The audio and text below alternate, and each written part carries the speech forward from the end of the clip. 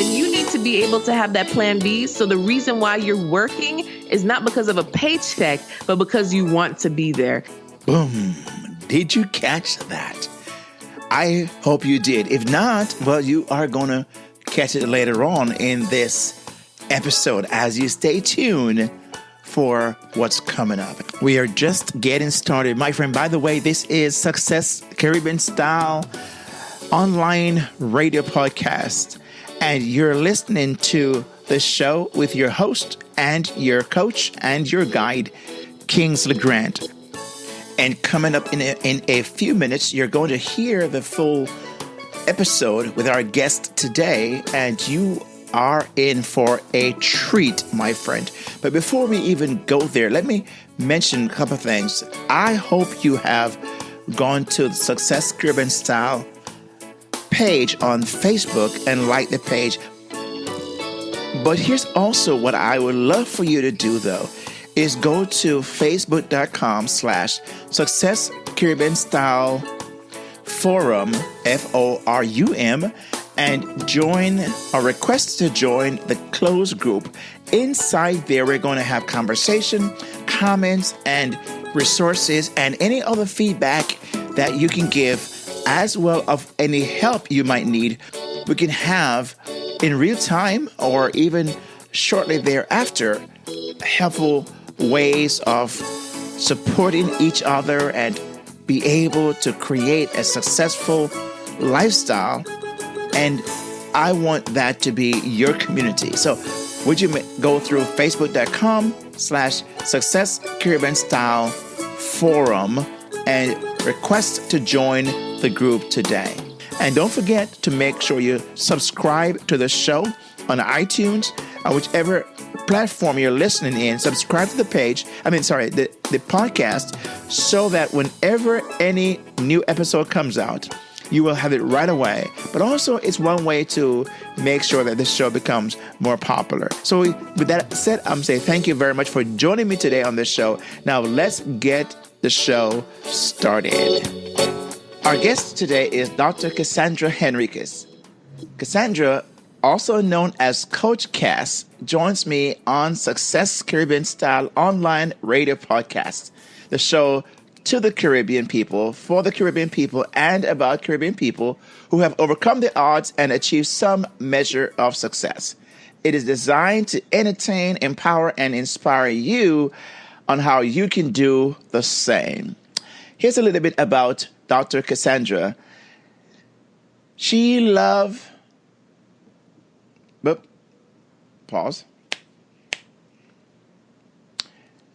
something about Dr. Cassandra you need to know.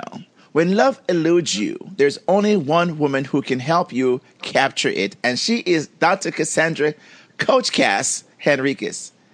An intuitive love coach and matchmaker for successful women, Coach Cass sets stages aflame as an in-demand speaker and in 2015 as a TEDx presenter.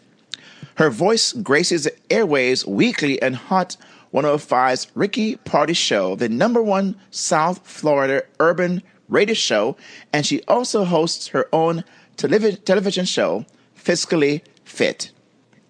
Coach Cass has been chronicled and featured by Women's Day, Fast Company, and Black Enterprise, to name a few.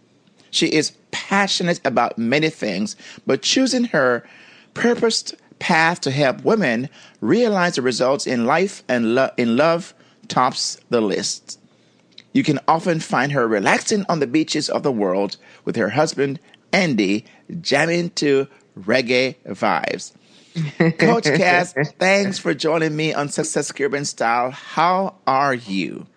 Oh, I am fabulous, Kingsley. Thank you for having me. I just, every time I hear the jamming to reggae vibes, I literally take myself there. So it makes me happy. I'm so happy that's at the bottom of my bio, So thank you so much for having me on the show. Sure. It's a pleasure. I'm glad that we were able to make this happen. So one thing I try to get out of the way very early in this interview, Coach Cass, is what country are you representing today? Today, I am representing Jamaica. Yeah, reggae vibes. Awesome. Oh, yeah. So Yes, land of good food, good music, and great people. Mm-hmm. yeah, it sure is. So the memory you have, I know you really had an early exit and so on of the country, but the memory you have of Jamaica, and maybe have even yourself gone back and visited, what are some places you would say that you would say to a person, here's what you need to go to Jamaica? What would you say? Just oh my goodness, must see, must do, or must have? Man, Kingsley, it's a ever going place of discovery. I still feel like I haven't seen everything, right? Because you discover every time we go back, there's something new. So the last time I went back was St. Anne, right? I was up in the mountains and I visited my grandmother's house up in Clarendon, right? Up in the bushes to oversee the country. You know, it's just nice, you know, to see people who live off the land, you know, and it's so funny. My husband's not from Jamaica. Right. And he said, you know, if anything, I would come back with machetes and water boots. I said, why? He said, because everybody on the side of the street has a machete and some boots on. I said, wow, I never realized that. So anyway, if someone's visiting Jamaica for the first time, you know, I did the tourist thing for the first time this past July, and it was actually pretty cool. Yeah. So we stayed at an all-inclusive in Montego Bay, and we saw shows, and, you know, that was really cool. So something else I would say, I know they have Mystic Mountain now where you can go zip lining. Yeah. They have Dunn's River, which is a must do for many tourist folks. I would definitely say to support local business and pull over to the side of the road if someone's selling fruits and buy some fruits off the road. It's okay. It's safe. Yes. You got to try an Ethiopian apple. It's the best apple ever. I believe we call it Ota Iti, right? Yes. That's my favorite, right? Let's say, and you need sugar cane in your life. And of course, you need some jerk chicken, you know, like you can't leave Jamaica without some pan chicken. So you see somebody on the side of the road cooking up some chicken, it's okay to stop and get some of that too. So those are some of the things. And of course, our national dish, ackee and saltfish with maybe a side of breadfruit. That's all a new experience. I'll just say be open to it, right? You are getting me hungry right now. You are a great PR person. I mean, I need to capture that one segment and make sure I make it as a PR moment for Jamaica. You have just sold us. And so yes. Oh yes. And of course we have the world's fastest runner from Jamaica, Usain Bolt, you know, to the world. Let's gotta keep that kind of down low this morning. I don't want to kind of put too much on people right now. Sorry. I'm excited. No, I'm excited. This is awesome. You know, I think that you're right. I love the idea of supporting the local business, and especially, you know, on the side of the street, because as you said, it's safe. I've eaten there all the time. I love to stop and get the roasted yam and fish and, you know, all the different things that go along with that. So that's awesome. So my appetite is wet. Let's kind of get going here. So I also, Coach Cass, this show is focused on the entertaining, empowering, and inspiring, which I know that's what you do, the audience, on how they can overcome obstacles and achieve their dream. We want to hear some of your story. So tell us a little bit about your overall story as far as the migration process and how the Jamaica, USA kind of thing fit into your life. Okay, so one thing I could definitely say is that my mom had an amazing travel history, right? So she came to this country at the age of 13 and you know, like she had a dream, but she had tenacity and she overcame, you know, being made fun of for her accent. She overcame being made fun of for how she dressed. And she was determined to go to college and make something of herself. So my mom went to, York College, and she got her degree in nursing. And now to this day, I want to say about 35 years later, she's working at Lenox Hill Hospital in New York, you know, and she's doing the best amongst all of her brothers and sisters. And that was just determination. And one thing I could encourage all of your listeners to do is, you know, don't look left, don't look right. If there's something that you want to do, just do it, you know, because oftentimes we look around to see what our siblings are doing, family, friends, and they might tell us that we're crazy, right? I saw a interview with Jay-Z the other day whose uncle said, "Oh, there's no way you could sell a record," and he sold millions, and he said, "If I listened to my uncle, where would I be?" So we have to be sure that if there's something within us that's calling us to do more, to answer that calling. And so for me, in terms of the migration process, my grandmother got sick.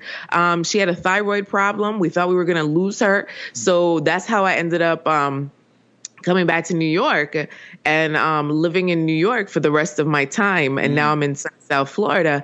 But, that's what really brought me back to the States to live, because, my mom wanted me to grow up fully in Jamaica. That's just a good life, It's the island life is the best life. So for me, it also is, you have to be able to adapt to change. That's one of the biggest lessons that I learned in moving around and moving from one country to the next, is that, when you adapt to change easily, it makes your life easier. Most of the time, the reason why there's strife in your life, for those who are listening in, is because you're not accepting a change in your life. So sometimes you have to say, you know what? I have to accept this and keep moving and make it my own. Wow. You've just said a mouthful right there, which we're going to break down in a few minutes. But I think that's really so rich, Coach Cass. I think that's you've kind of set the stage, which I really liking so far.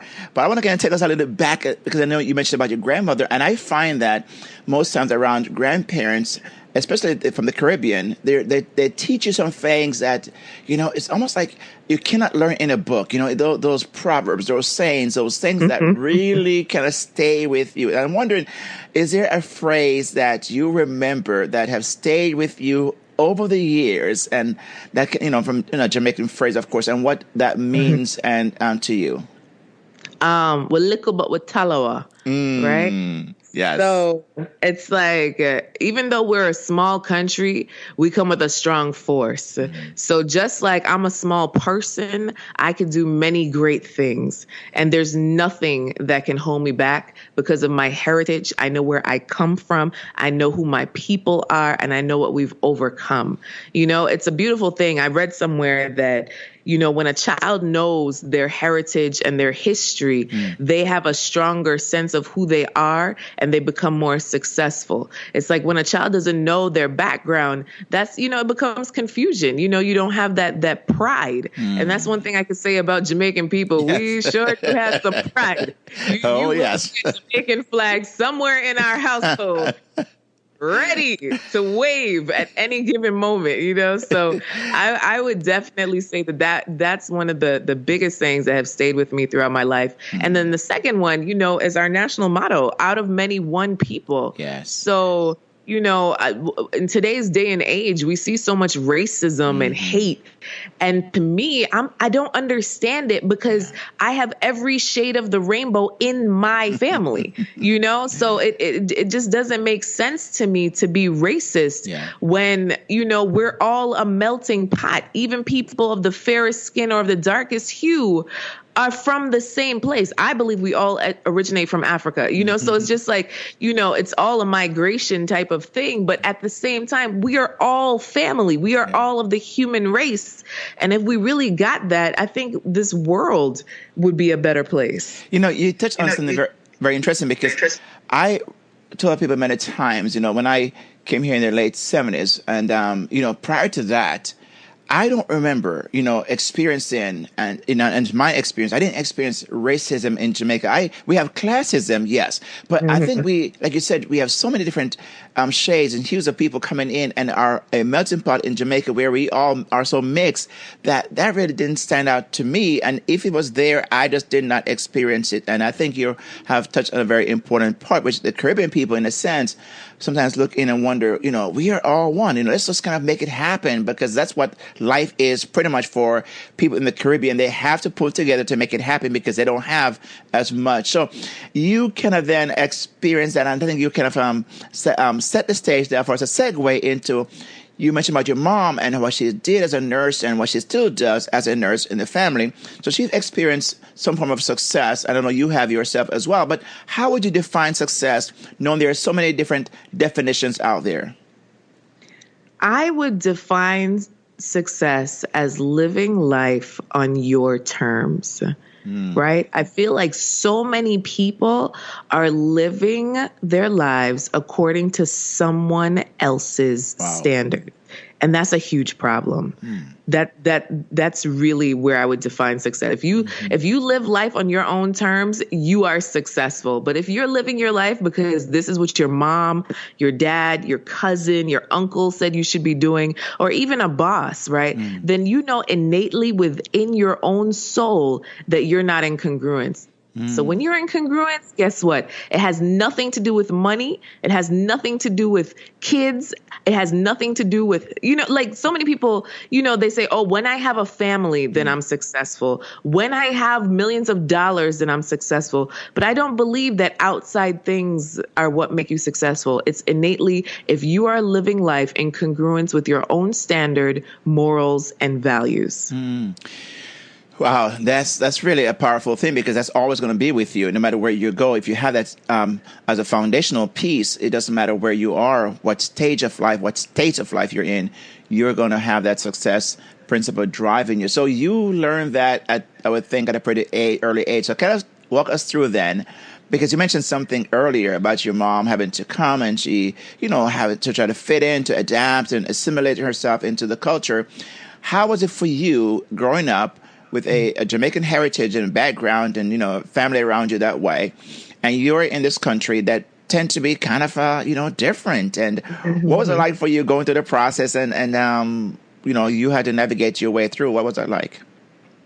Well, you see, I was lucky, Kingsley, because of all the places that my family chose to settle, it was kind of like how Lauderhill is in Florida. Yeah. I was in Jamaica, Queens, so in Queens, there was a lot of Caribbean people. So it wasn't that hard to assimilate because the schools that my mom chose had a big Caribbean background.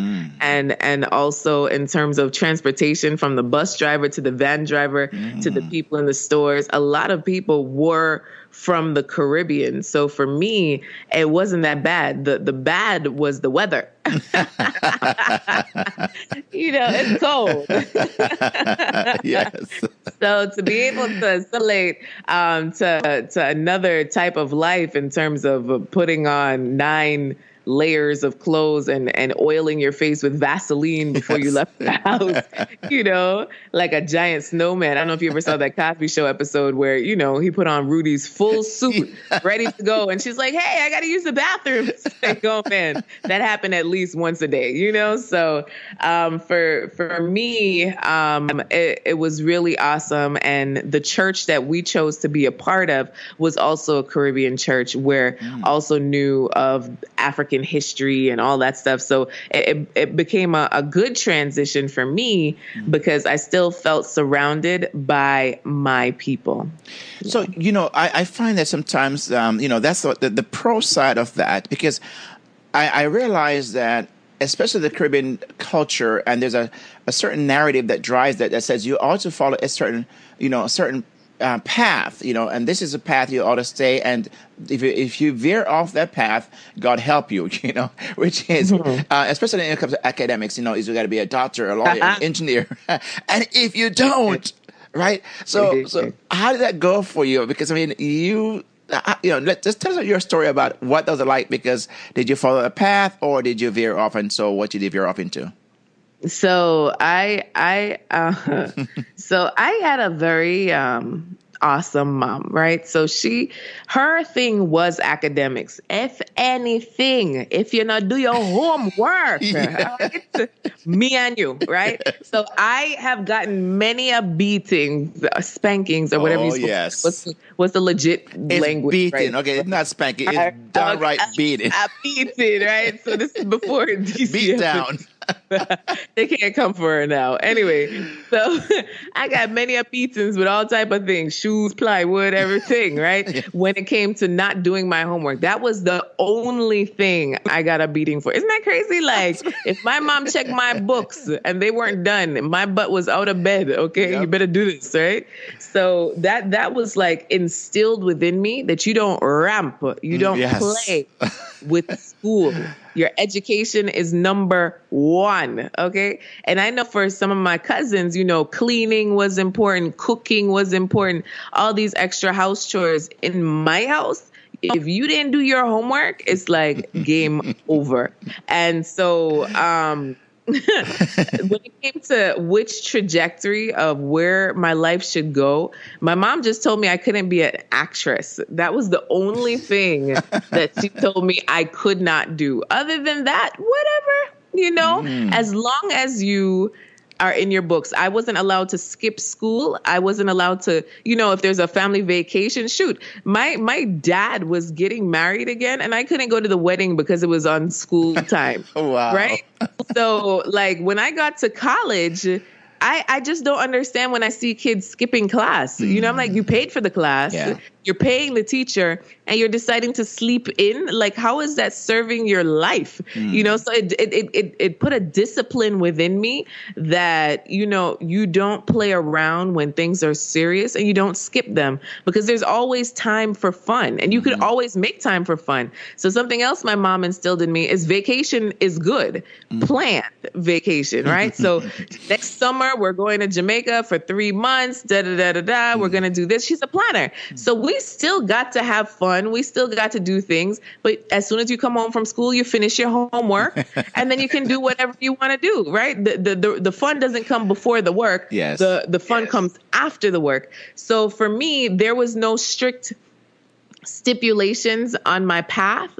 Now, mind you, when I first got out of college, I want to say I was making $10 an hour working at a nursing travel agency, helping to book nurses that traveled. So she wasn't the most excited because she saw me as a full investment, So she was not the happiest with where I was, and neither was I. Shoot, I was making more money in high school doing temp work than I was once I graduated. So that was a huge wake up call that just because you have a degree doesn't mean that you make a lot of money, So that's why it's so important that you figure out what you love and then figure out how to make money doing that. Because so many times you'll make money doing things that you hate. Yes. And that really just keeps you up at night and hangry, right? Yes. Nowadays, corporate America gives you what? 10 days off, for the year. I'm like, man, you only get 10 days to spend with your family. That's rough. Yes. I have no interest in working for corporate America. It just isn't it, because vacation, time with my family, and my wake up call came when I was working at a local university. And I told my boss at the time, I said, boss, I'm in like 4 months, I'm going to go visit my grandmother. Right. So this is ample time. I make the schedule of the place. I can, schedule it out. And I had PTO. So just letting you know, I'm going to go to Jamaica for a little bit to visit my grandmother. And my boss said, okay, well, let me know 2 weeks before and I will let you know if you can go. I said, but see, wait a second.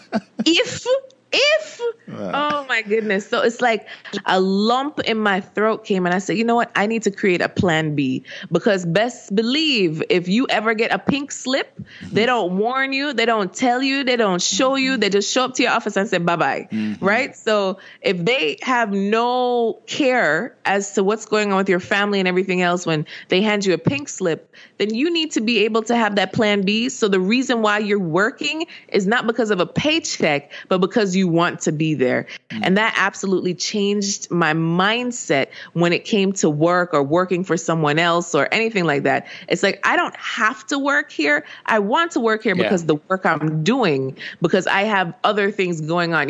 They always say, Jamaicans, go back to In Living Colors, that we have 3 jobs, hey, man. But The way I see it is, look, multiple streams of income serve you. So if one stream of income goes away, guess what? I have others. Right. When you only have one stream of income, that's when you become a slave to whatever it is that you're doing, whether it's yours or somebody else's. And that's a scary place to be. So I'll leave it there. Yeah. No, but I think that you're really onto something very interesting here, Coach Cass, because what I find is that you have kind of put in place, it's almost like a giving us a formula, and not even a formula per se, but it's a structure in which to begin to look at our lives, or through a lens to look at our lives and say, well, what am I really doing? And am I doing something that I love to do? Number one. Number two, am I a slave to my job? Can I really leave if I wanted to? Or number three, someone tells me how, when, where, what. And is that really living? So you decided that's not what you wanted to do.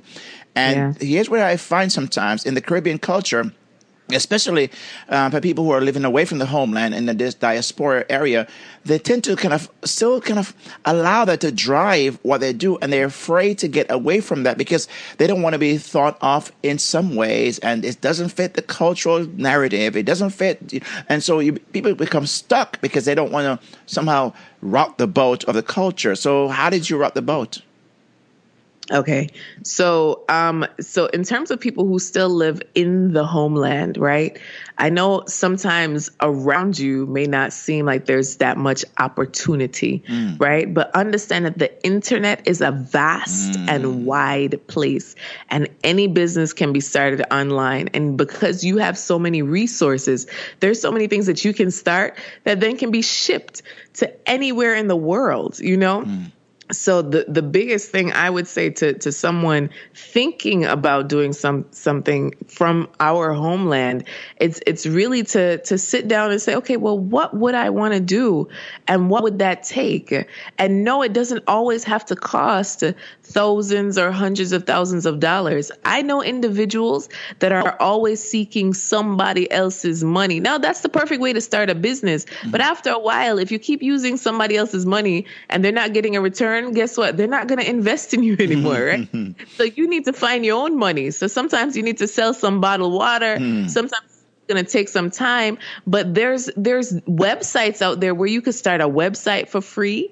You could start, you could look at your talents. I know there's a website called Fiverr where there's providers from all over the world that, yes, it's $5 and $10 for each little task, but those things add up, right? So I know quite a few folks that have done well by starting something online, and you could partner with folks, right? And I understand that's the trust factor as well. So you have to look around in your circle. Who can you trust? And yes, it's important to have paperwork to back that sucker up. And no, if you don't have a lawyer, you could put it together with pen and pencil and paper or a napkin. It could still be binding and start somewhere. My main thing is starting. You have to get started because, like, for instance, I just came out with my greeting cards, and that's something that I've been thinking about for years, literally for years.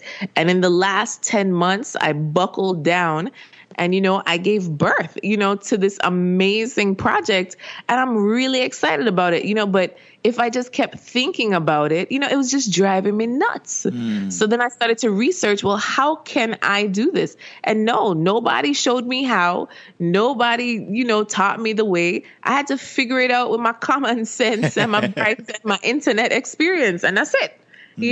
So, and I think that's what I mean, you have to sometimes, push from deep within and realize that you do have not only access to the internet, but I think in the Caribbean on a whole, so many people are entrepreneurial and don't even realize that they're an entrepreneur, because you find, like you mentioned earlier on, how on the streets on Jamaica and other countries, of course, in the Caribbean, where people are hustling. They have a little stall here, a little thing there. And it's a business mindset. So they really have that, almost like the DNA inside of them about the business aspect. So it's how to take that part and then use what's available today and possibly scale that into a bigger business, I'm hearing you're saying.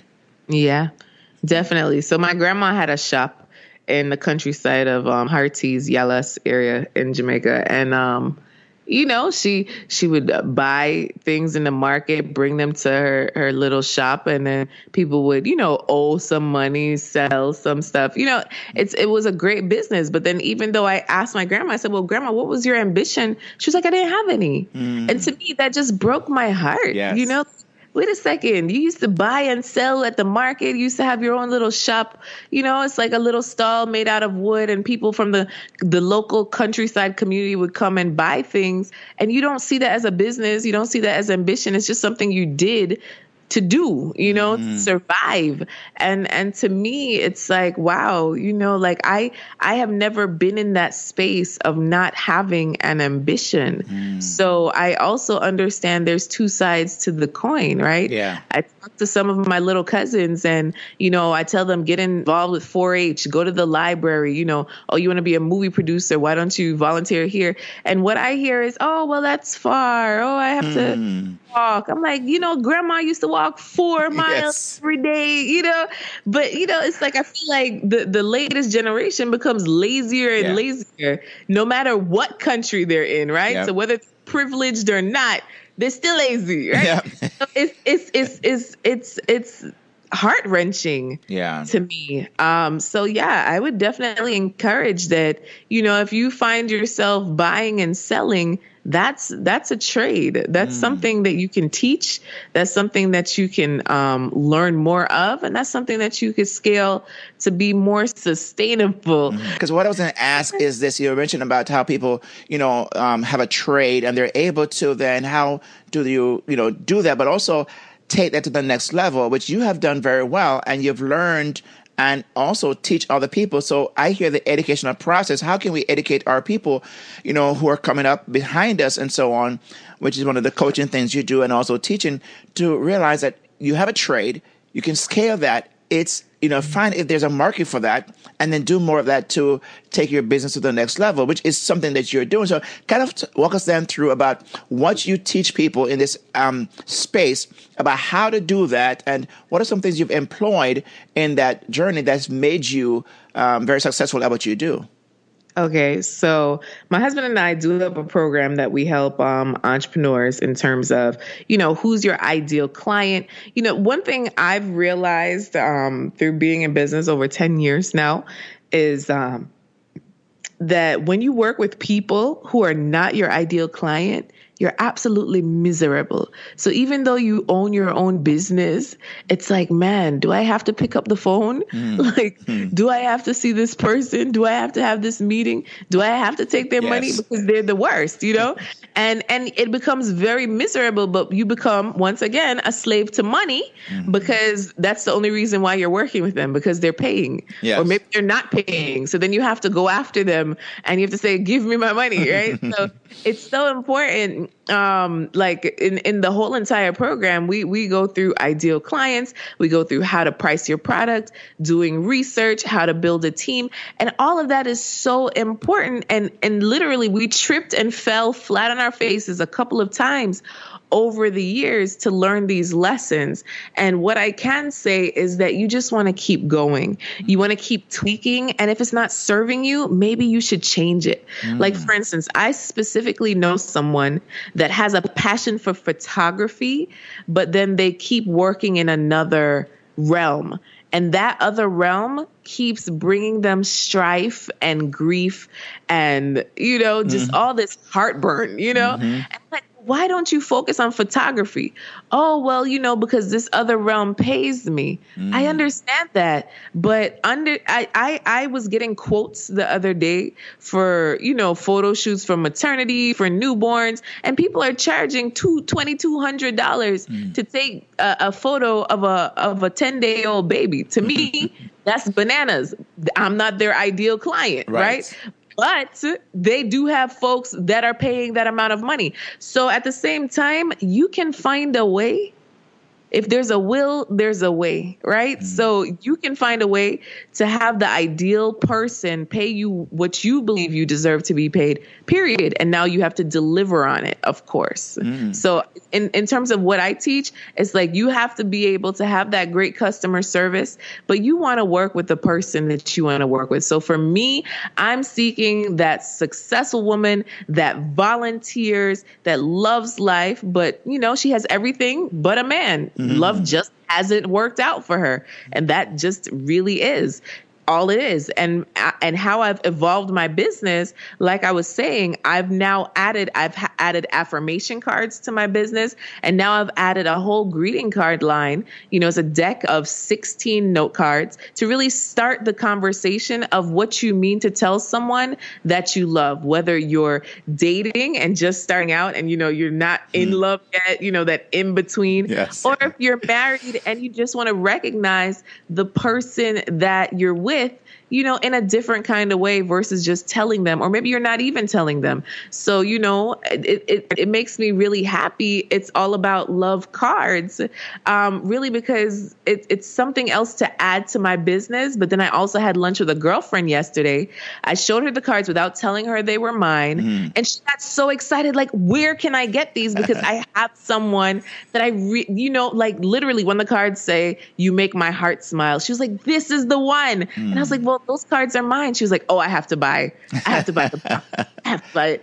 And, for me, that put me in such a good place to know that, wow, this is exactly who I created this for. And she's excited about it. So you also want to test your market. Yes. Sometimes you have to step out on faith, so I'll leave it.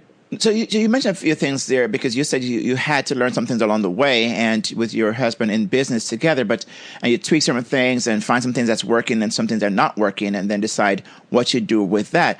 So if you were to say, here are some lessons, 2 or 3 lessons you've learned that you would want to pass on to the person who's listening right now, who want to pursue their dream, either in the homeland or away from the homeland, what 2 or 3 lessons would you say this stands out that these are things you need to consider, things to bring into your own thought process? What would those 2 or 3 lessons be?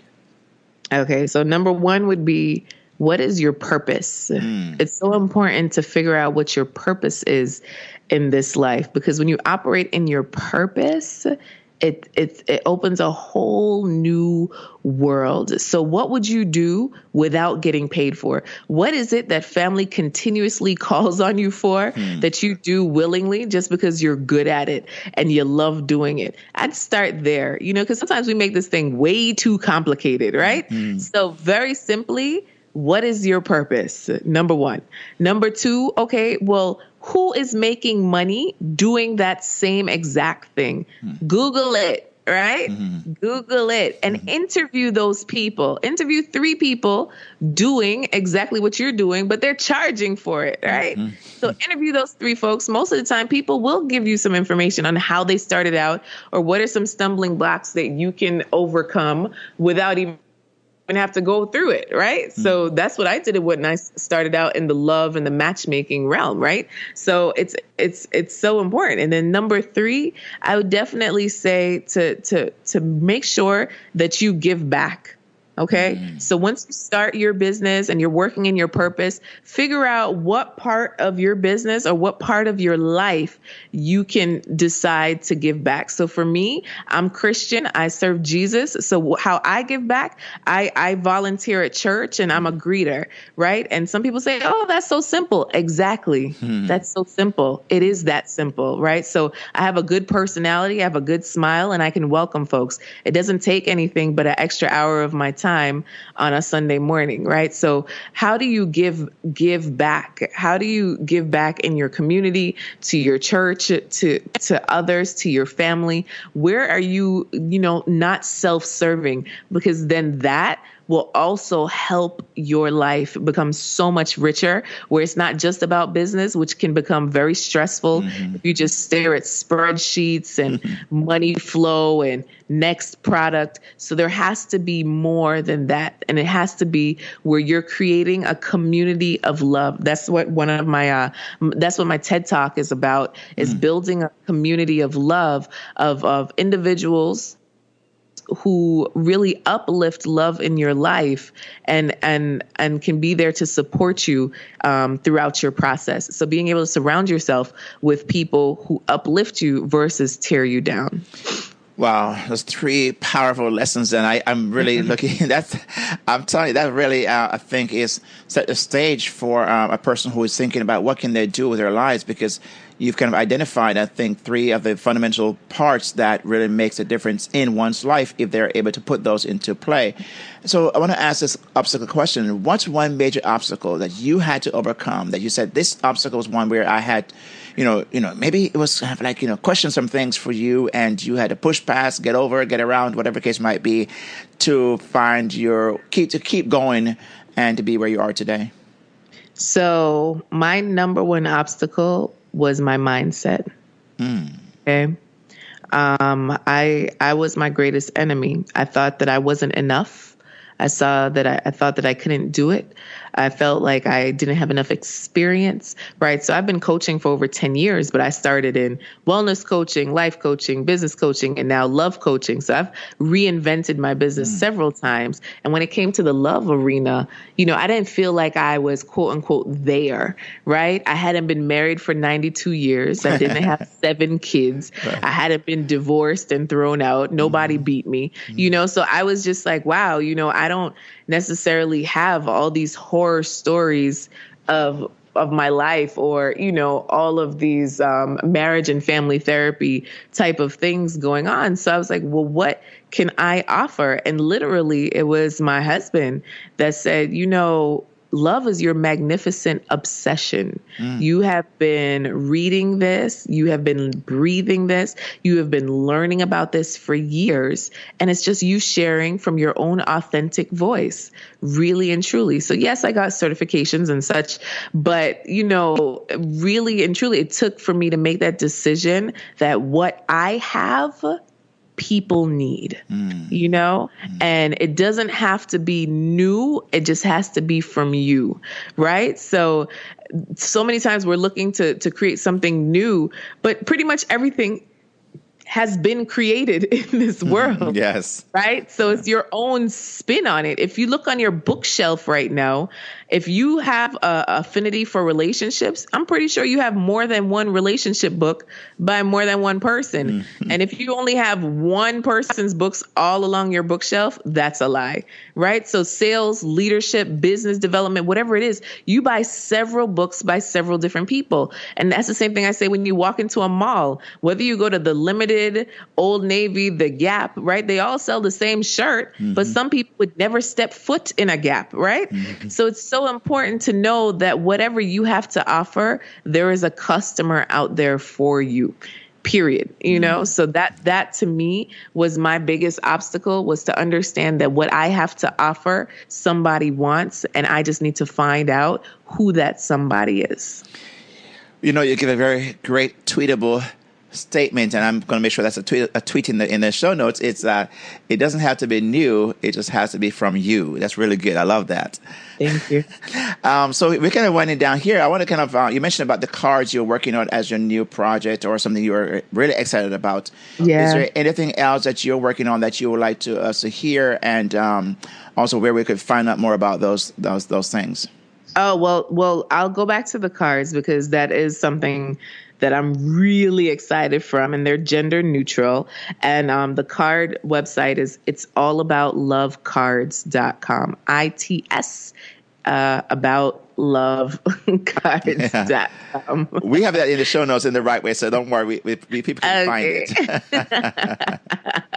Awesome. So yes, I'm really excited about that. The perfect gift for the holidays, for the person that has everything, for the person that loves gold and glitter and, just fun stuff, So I would definitely say that is the number one thing that I'm so excited about. It's not even a game. So yeah, just fresh off the press. I just got the first shipment this past week. So awesome. I'm living on cloud 9, and then, I have my mom and my grandma say, is what you going to do with all these boxes? So, I also need people to buy them. And I've decided that 100% of the proceeds are going to go towards my daughter. So with education being something that is so expensive, as an entrepreneur, why not dedicate an entire product line to your kids, right? So this is what's going to fund my daughter's education. Can you imagine? Wow. That's pretty amazing. It is. That is my goal, to be able to fund her education with this line of cards. This is hers. So I'm really excited about that. Awesome. Well, thank you for sharing that. But also, you mentioned earlier about the mindset and, talk about books and so on and your shelf and so on. Is there a book that you found very helpful to you that you would say, hey, this is a book I would recommend you read to start off with in this journey, if the shift of the mindset and so on, or just any other book you found to be very helpful in your life? Oh, in terms of shifting your mindset, there's the old classic, I Think and Grow Rich by Napoleon Hill, right? So that's an old classic. And then in terms of, really building that community and getting outside your box, there's a book called Never Eat Alone by Keith Ferrazzi. That's really good in terms of, people like to stay in their house, and sometimes you need to get out and connect with people and eat lunch and have conversation and get referrals. And, that happens outside of your computer. That's true. It's important. Awesome. And I have the links of those books in the show notes as well. So as you're listening in, if you miss anything, let me just mention to you that don't have to worry. We will have all the links that Coach Cass mentioned in the show notes, and you'll find out where to find her, the links to her cards, as well as to your other website. What's the link to how can people best find you in other social media platforms? Okay, so my actual website is inspiremany.com, and Facebook, everything, it's Inspire Many. Pretty much if you look up Inspire Many, you'll find me. My Facebook page, the one I've been promoting most recently, is facebook.com/Ask Coach Cass. And it's CASS. It's not Coach Cash. I have quite a few people that's like, oh, I thought it was money. I was like, no, Coach Cass. As in Cassandra, right? Awesome. Well, great. When we have the links again, as I mentioned in the show notes. And Coach Cass, I cannot tell you how rich this has been and helpful to share this. And I want to mention that, as you're listening in, this is an early morning recording we've done. And to pull this lady out of bed early in the morning to have this recording just done for you, I think is very special, and she delivered well. So I want to say, on behalf of the community here at Success Caribbean Style, a big thank you for your time and for the delivery of the goods that you provided this morning. Oh, thank you so much for having me, Kingsley. And I know that all your listeners are getting a wealth of knowledge across your podcast, really because you have a heart to do this. You don't have to do this at all. So this is amazing that you dedicate your time to educate people in our community to be better, do better, and live better. So thank you for taking the time out just to educate folks on these topics. Thank you so much. And there you have it, my friend. I hope you were inspired as I was, as I listened to Coach Cass today and how she poured her heart out and her passion that flowed and just the amount of information she downloaded that you and I could take away with us today. And I just really, I'm inspired to hear the things she shared, especially the lessons learned. What is your purpose?